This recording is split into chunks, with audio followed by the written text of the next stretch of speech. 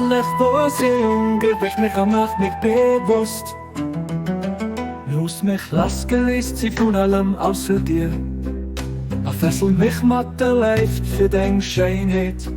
Hauch mir den Boten vom Heiligen Geist an. Los mich nom rauf vom Königreich von Abraham.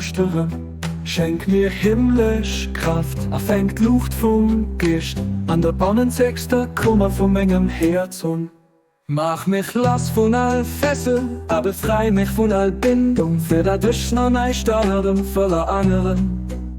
Weh dir zu gefallen, nicht sicher nicht deinem Ublich, a keinem anderen Weg, noch in weh deinem Weg. Mach dadurch die Zerstritte so fair, ob nirgsam zu gehen, an den Schlafen zu erwäschen, dadurch das Wasser vom Leben denen reichen, der die Stadt sind, a göttliche Heilung denen bringen, die krank sind erleiden.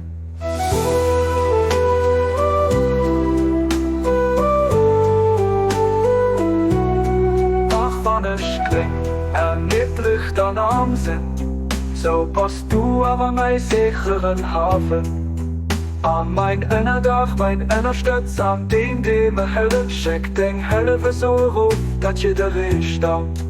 Oh Gott, du bist wirklich den Allmächtigen, der Stärksten, den gibt, der versucht an den alles gesagt, ab du überhast.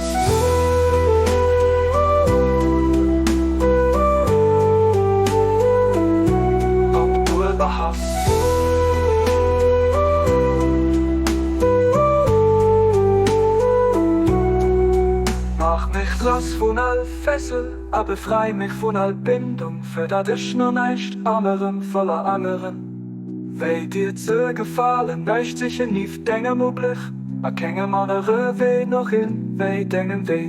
Mach dadurch stets erstrebt so viel, ob nirgsam zu gehen, an die Schlafen zu erwäschen, dadurch das Wasser vom Leben denen reichen, die Stadt sind, a göttliche Heilung denen bringen, die krank sind erleiden.